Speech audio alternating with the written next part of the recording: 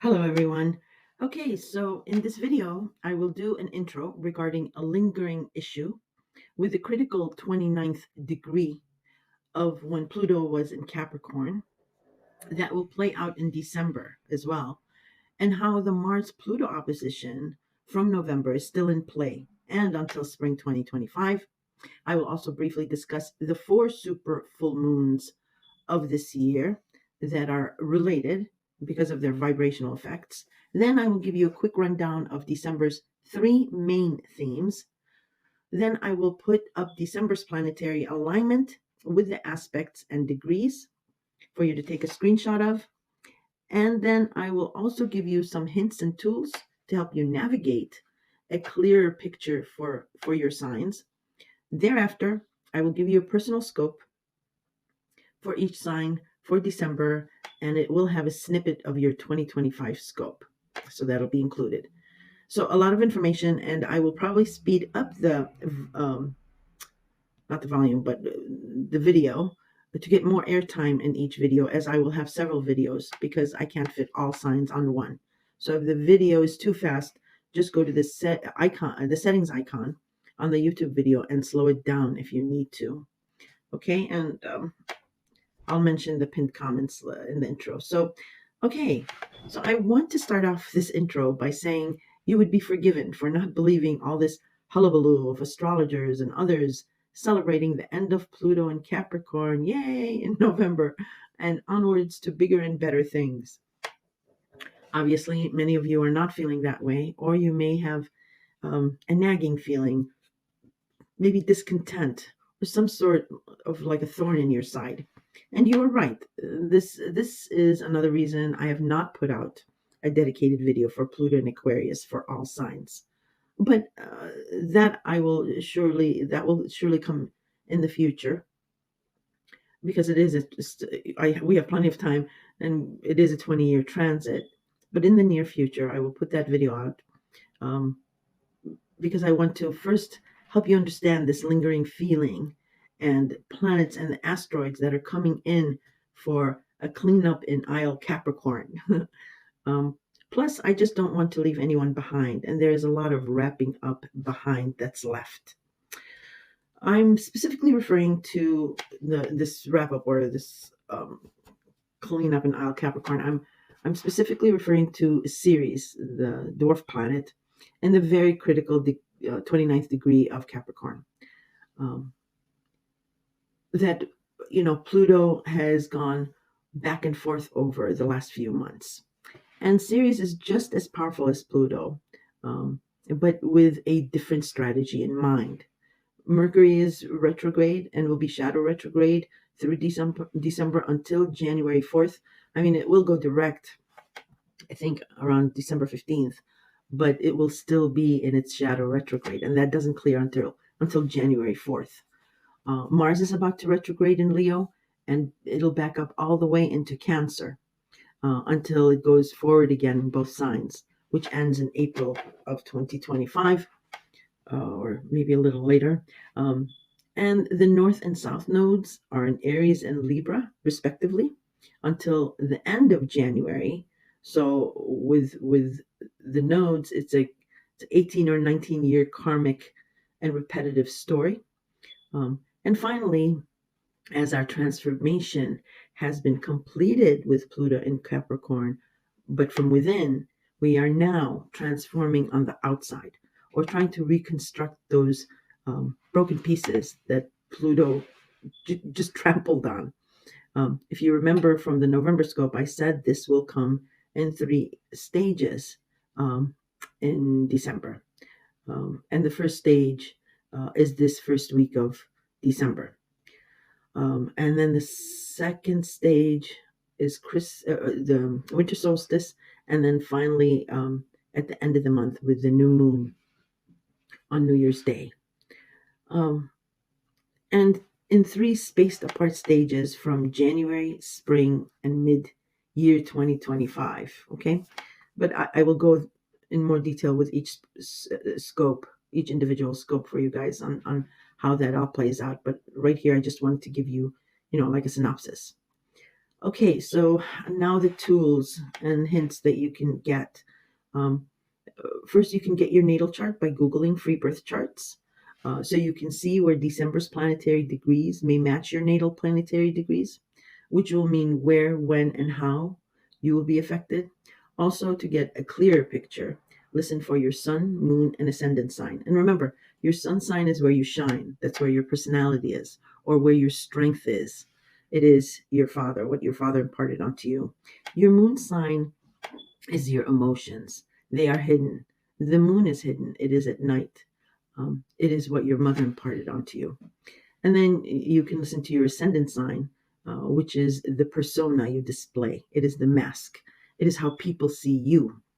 Uh, Now, just one note on this is some people and astrologers disagree with the ascendant um, being the persona and rather point to the I can't say it, mimium coli or the IC. It's in your chart. Um, they say that the IC is really your persona, and it is very much related to a family member that you may have been affected by, or family members or friends say you sound and look like that family member. I personally have tested this and it has proven to be correct. So it is up to you if you want to listen to that sign as well, your Mimium Coli. All right, another tool, and this is rather a hint, is planets show us what is happening, signs show us how it is happening, and houses show us where it is happening. Okay.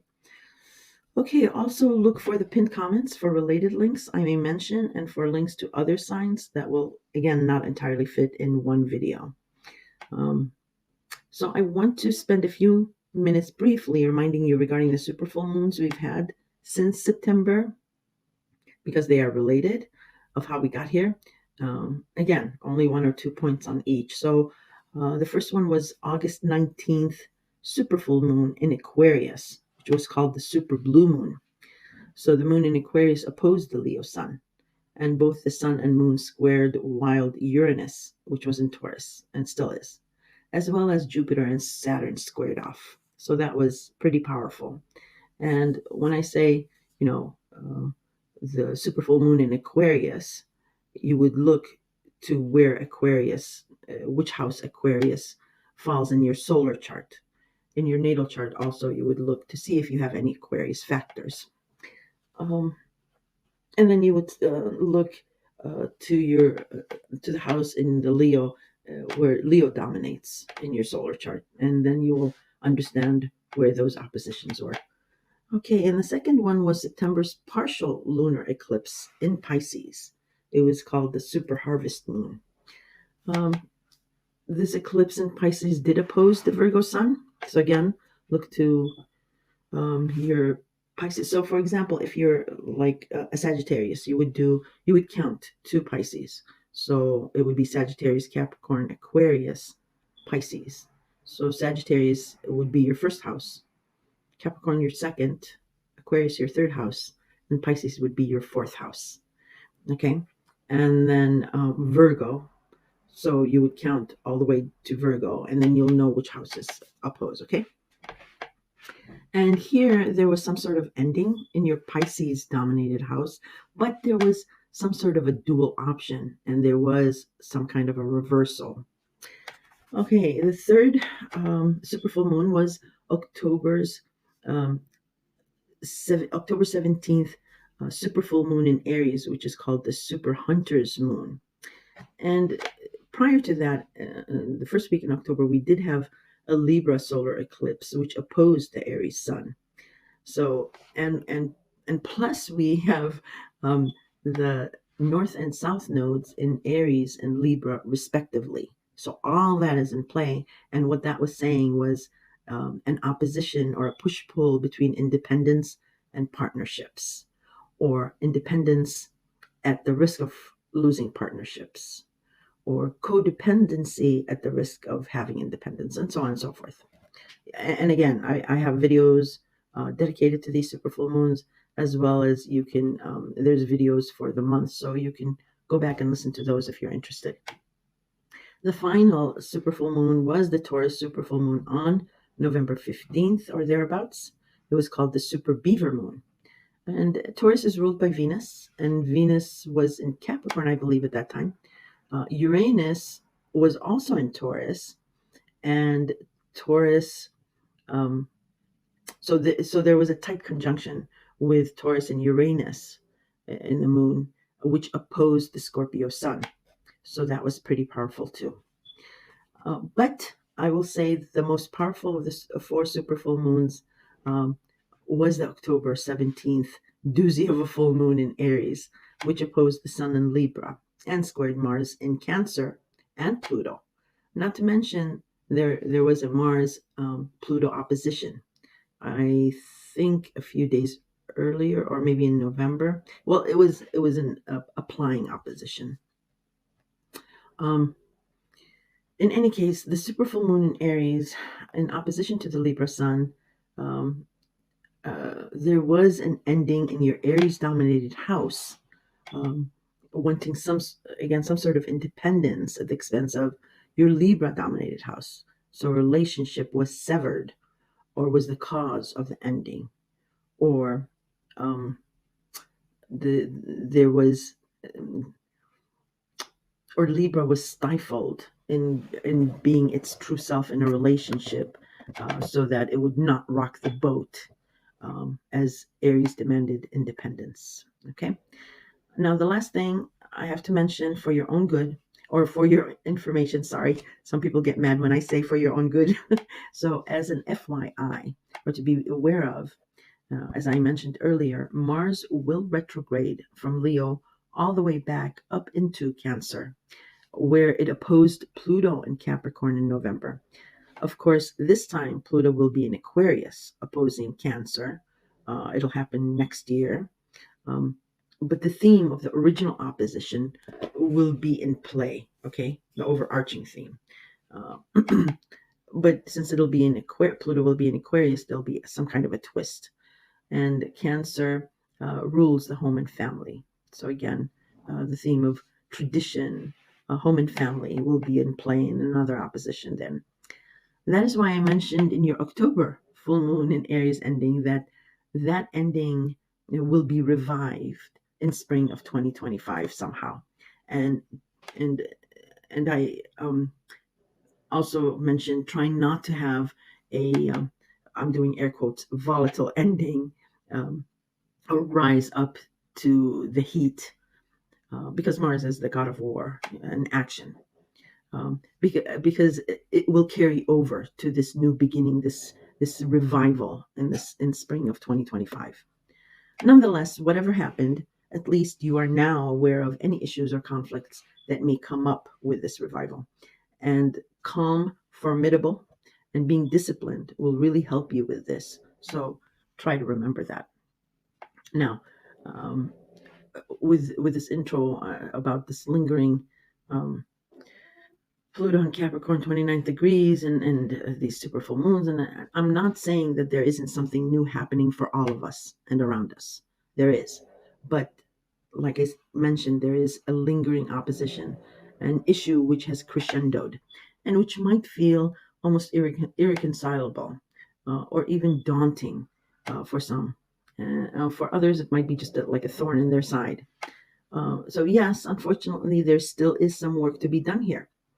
And God, or the universe, in its wisdom, know this, and the planetary alignments and aspects until about next spring or mid 2025 will be helping us with letting go where we need to, and or coming to a compromise, agreement, or even reversal that needs to happen. And more immediately, the universe is sending in Ceres, uh, Pluto's most important equal, um, and who forced Pluto to compromise over Persephone.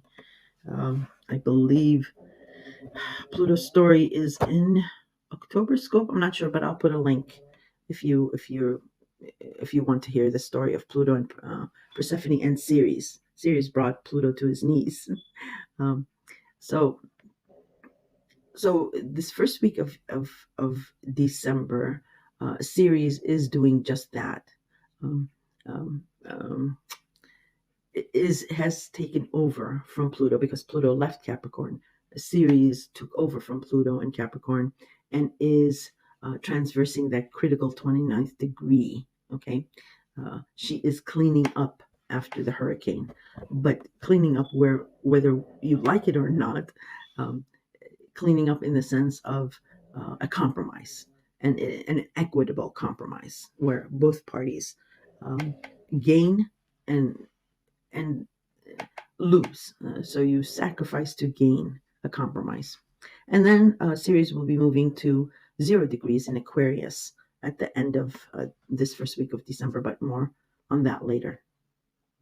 So Ceres is one of the 3 immediate planetary components of December that will help you with this outer transformation and reconstructing those broken pieces that we're all picking up now. It will help you with your newfound phoenix wings that Pluto gave to us. Remember, Pluto is about transformation. It's about the phoenix rising from the ashes, about rebirth. Like I said, she is the first of 3 other things that are going on in December.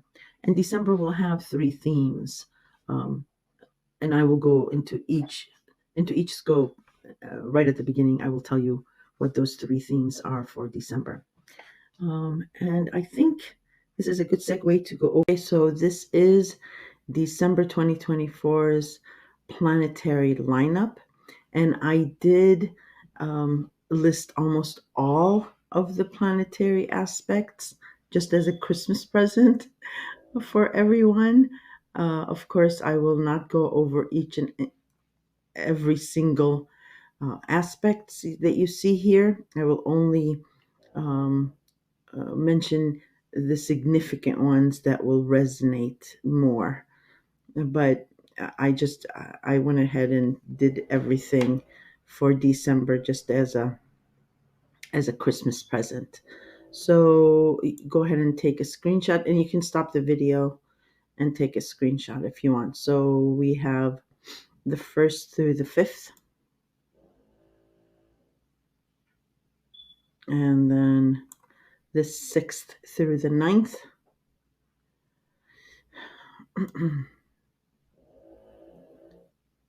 and 9th through the 15th,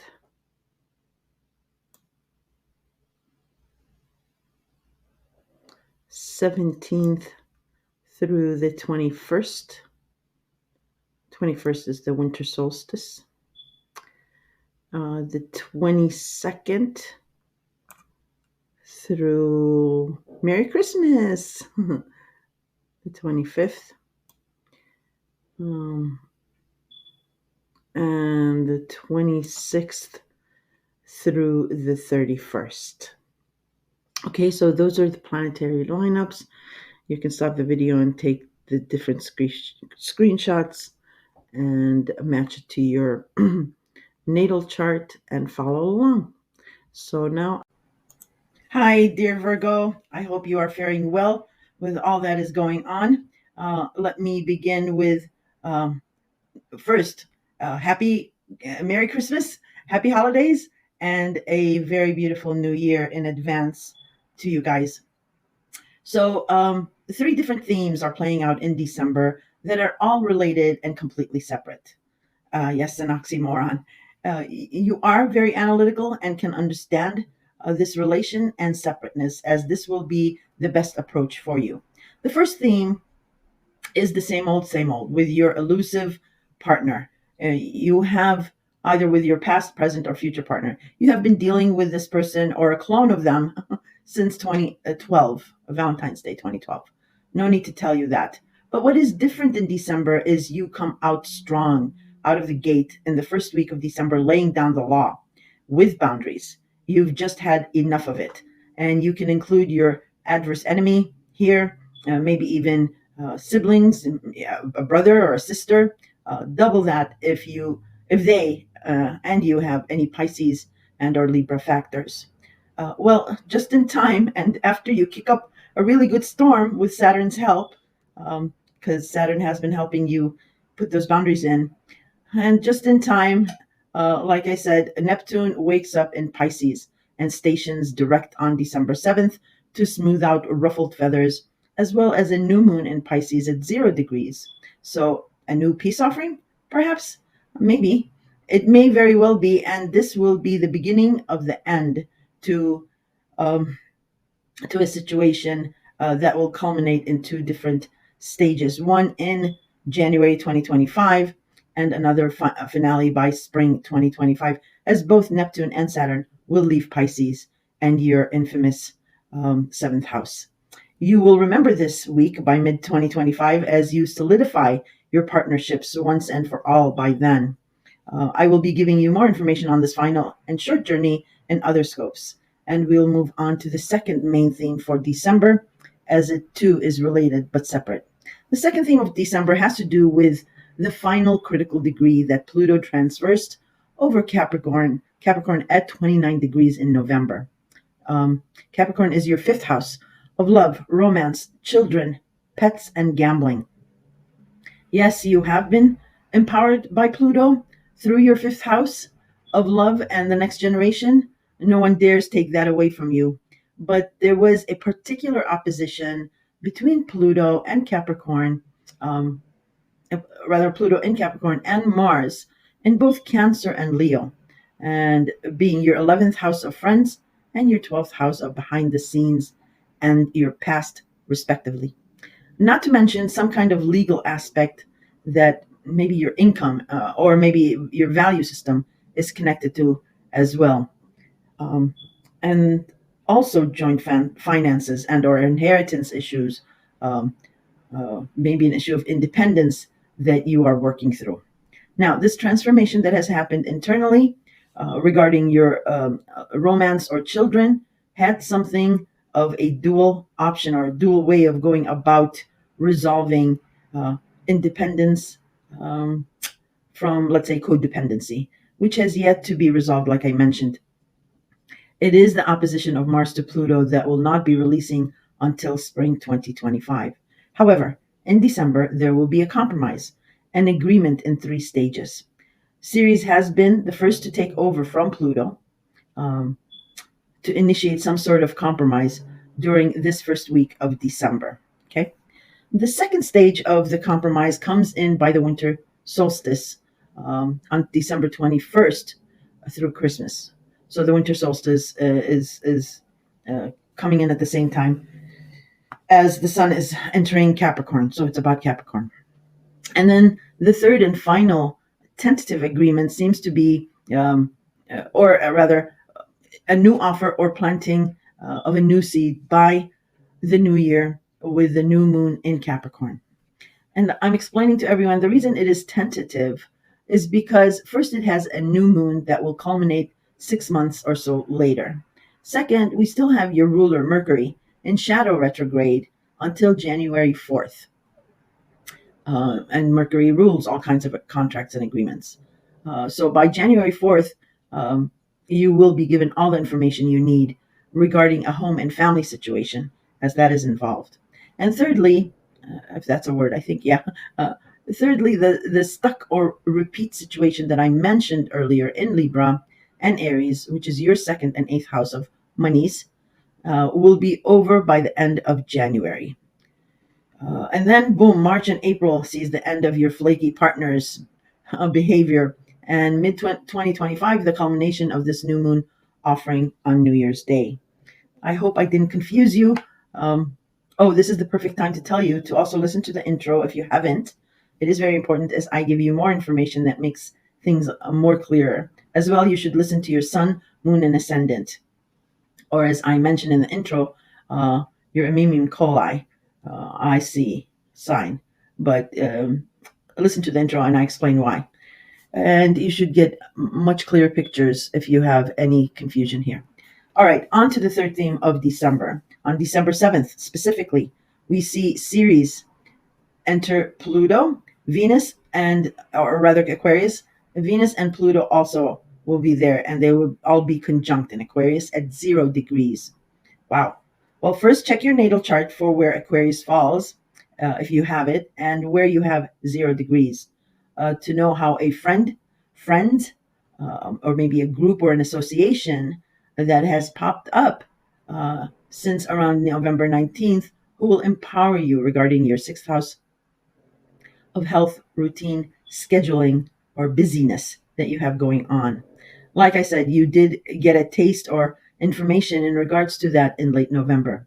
At the end of this first week of December, or December 7th, when we see all these planets conjunct in Aquarius, you will know where the power is to be harnessed and controlled, and how you fall either within or how the group is afar from you.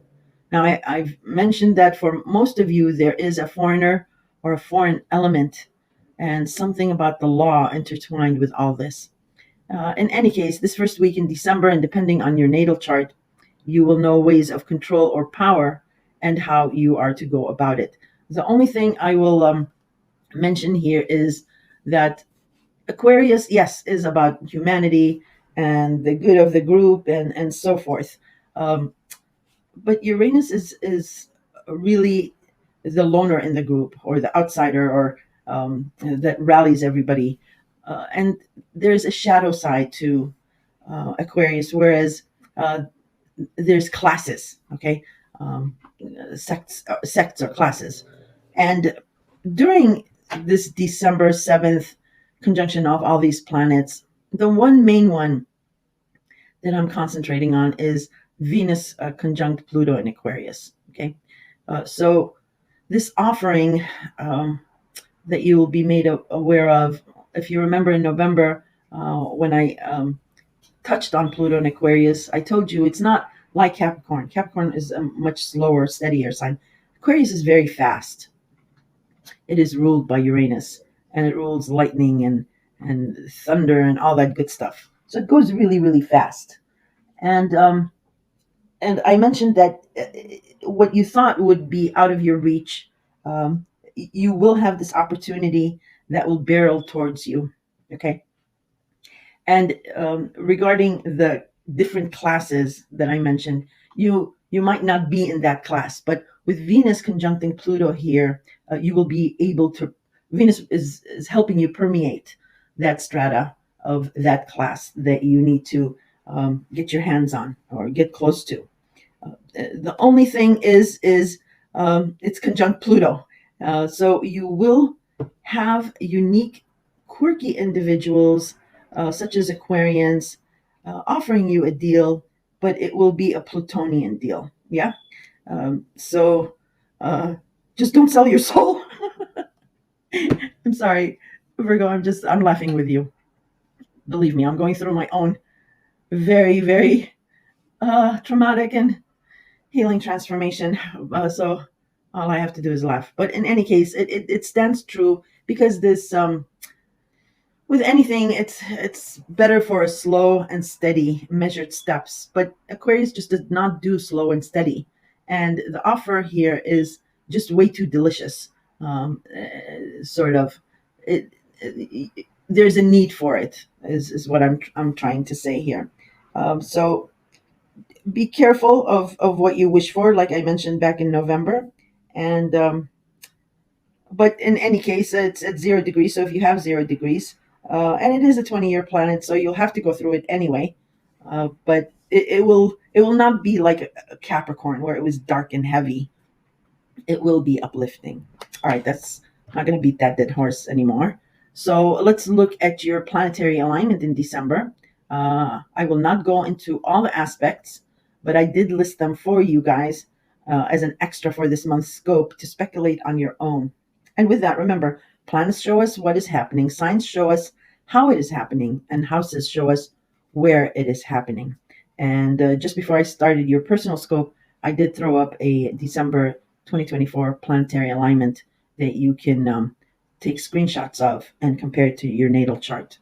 Okay, so you enjoy the show, and I'm going to go over just the main things that I feel will impact you. So on the first, December 1st, 2nd, we have a new moon in Sagittarius.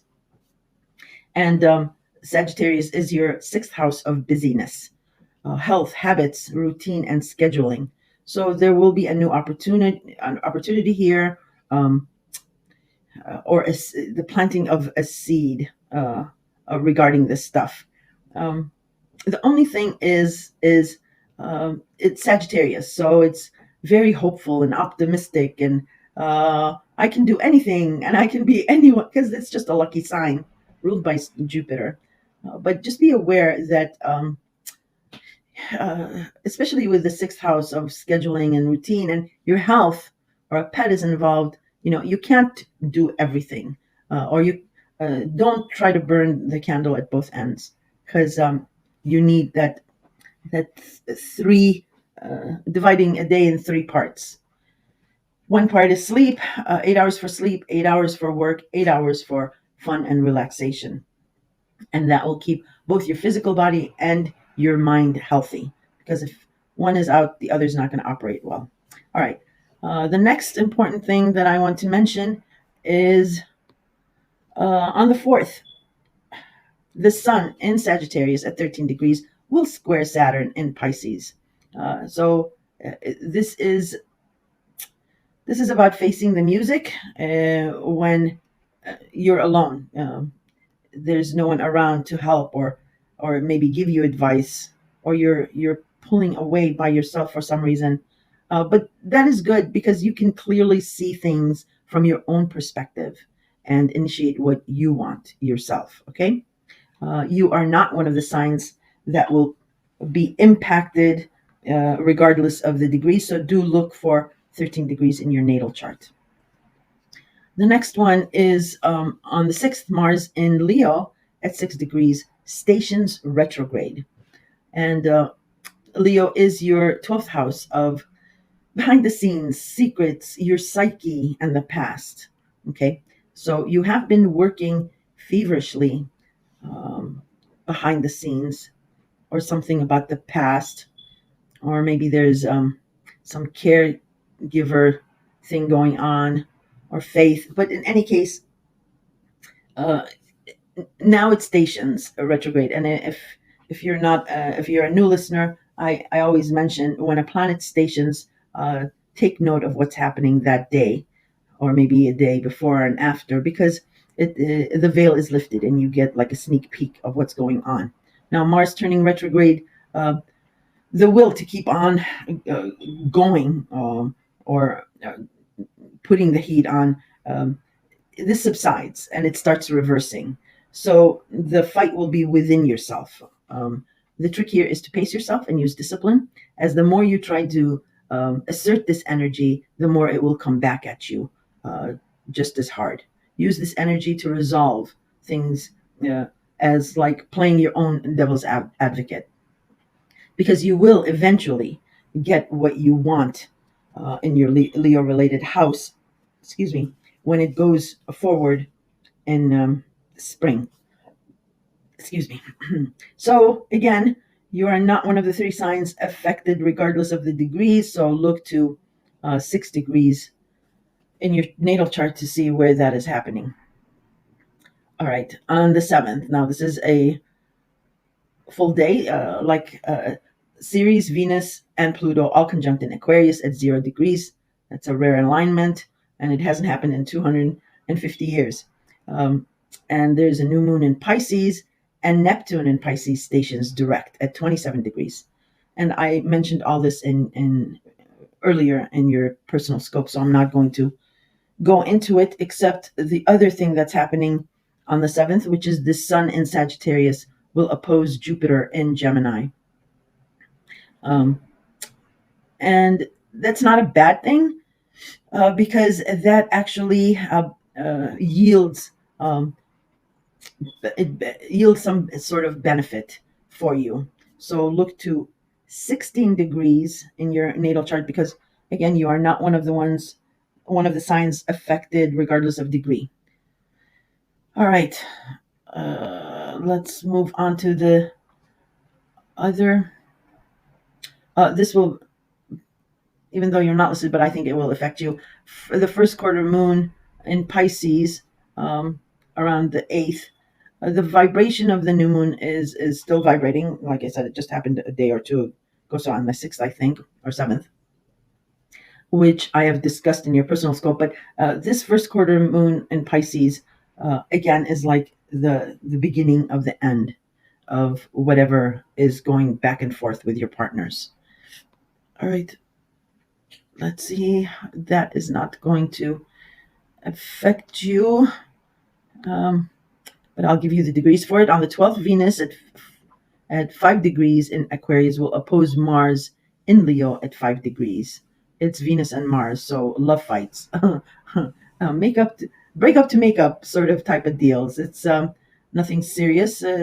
It's just a role reversal so that each person knows how the other is feeling.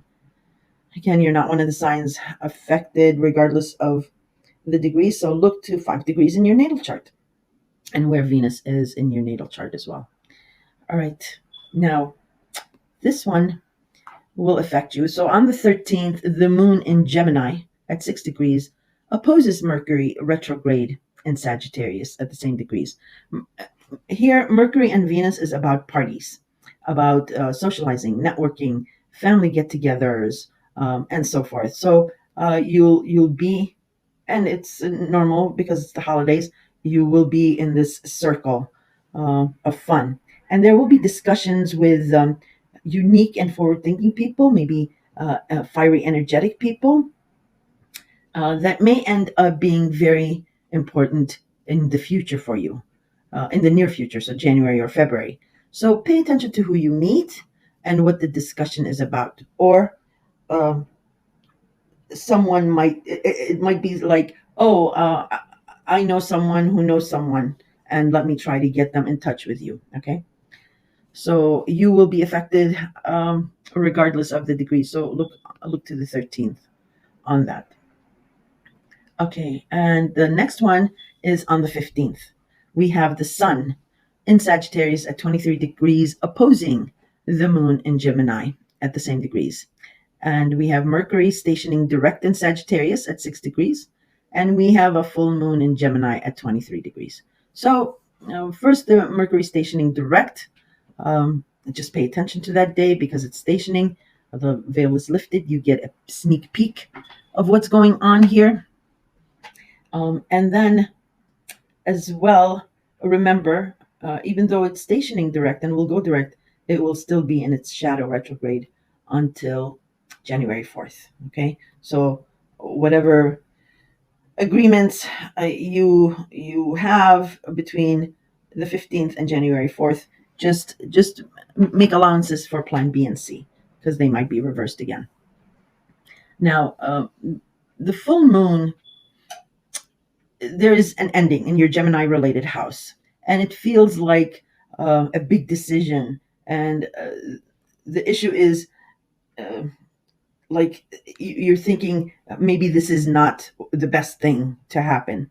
And I always say avoid any life altering decisions during full moons because full moons really conceal more than they reveal. A lot of people say, oh, it illuminates the full moon. No, there's something hidden from you that you don't know. Plus, we have Mercury, like I said, in shadow retrograde. And Mercury rules Gemini, the sign of contracts and agreements. And it also rules you. You're the higher octave of Mercury. And it's in the opposite sign of Sagittarius of this full moon. I mean, Mercury is in Sagittarius, which is in the opposite sign. And we have the sun opposing in Gemini. So what I'm trying to say, you will not have a clear picture. You do not have all the information to make an informed decision. So if you can hold it off until about January 4th, it would be best. And you're not listed as one of the signs that will be affected regardless of the degree, which I find fascinating since Mercury rules both you and Gemini. But in any case, look for 23 degrees in your natal chart to see what is happening there. Okay, but there will be some sort of an aha moment with the sun in Sag opposing Gemini. And like I said, Mercury stationing direct. So look to that. And then we have on the 18th, this sun in Sagittarius at 27 degrees will square Neptune in Pisces on the same in the same degrees, and this is a classic. Uh, you're pulled in this direction and that direction. So the present situation and the past, and you're trying to reconcile the two. And you may get this like sinking feeling that oh no, you're going to lose both, but you haven't and you won't. You just need to have faith in the present and be ready to let go something of the past so that there's a vacuum to be filled in with the present. Okay, you're not one of the signs that will be impacted regardless of the degrees, so do look for 27 degrees in your natal chart. Now on, let's see, that is not really going to affect you. Um, and here we go. So on the 21st, the sun enters Capricorn at the winter solstice. Yeah. So the winter solstice is the shortest day and the longest night of the year in the northern hemisphere. And it is part of this ongoing uh, compromise regarding the 29th degree of Capricorn. So I mentioned in the first week there's a compromise series will be helping you compromise with another regarding this house, and I said the second phase would be this the winter solstice. So that is what this is about. Um, and Capricorn for you is your fifth house of love, romance, children, and creativity, and this may very well be about your child or your partner's child.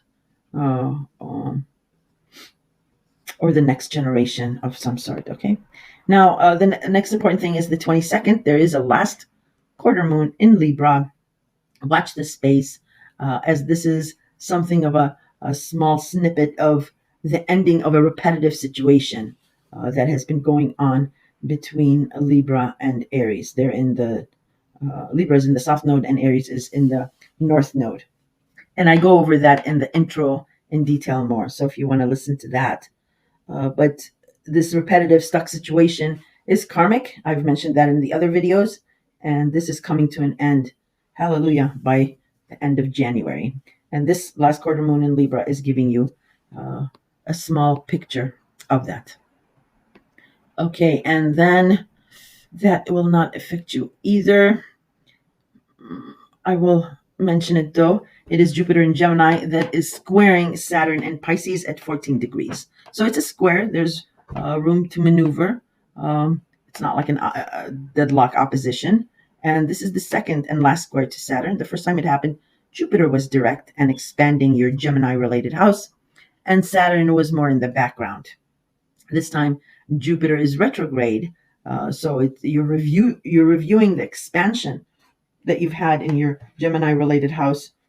And excuse me, Saturn is direct, and Saturn is helping you declutter what you don't need. It's helping you cut the fat away here. And you are not one of the four signs affected, regardless of the degree. So look to 14 degrees in your natal chart. And then we have Christmas, Merry Christmas.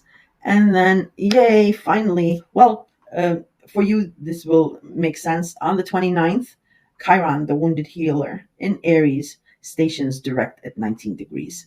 So any kind of hurt you've had in your Aries related house, this will start healing because it's been going retrograde and you've been going over the past and have figured things out. So yes, on the 30th, a new black moon in Capricorn at 0 degrees. And yes, it's called a black moon because it's in the dead of winter. But this is the third and final phase to this compromise that started the first week of January. And it is a new opportunity, a new idea, or the seed. You're planting the seed of something new here, okay? And let me just do one thing. Okay, sorry about that. Uh, Something happened. I had to quickly do it. Okay, so where was I? The new black moon in Capricorn at 00, at 0 degrees. So this is a very important new moon because it is reflecting the year of 2024 as you view it in the rearview mirror. and you might be saying good riddance, but it will set a new theme in your Capricorn related house for 2025. And like I said, that compromise that series is working on this week, and you'll have more discussions by the winter solstice. It looks like here on the new black moon in Capricorn, there will be a new uh, agreement, and I mentioned tentative because, like I said, Mercury is still shadow retrograde. I explained that I think I explained it earlier for you in your scope, but I do go into it in detail in the intro. And yeah, tentative because your ruler is still shadow retrograde. So it will be a new opportunity, or you will be planting the seed of something new regarding that. And that is how December ends. Now I am working on your 2025 horoscope for the year, as well as I'm working on two other videos. So tune in for those. If you're subscribed, you'll get notifications of those. And if you did find this informative or at least entertaining, do give it a thumbs up because it really does help grow my channel. And that will be all, Virgo. Please enjoy the holidays, and I will be talking to you still in December with other videos. Take care of yourselves.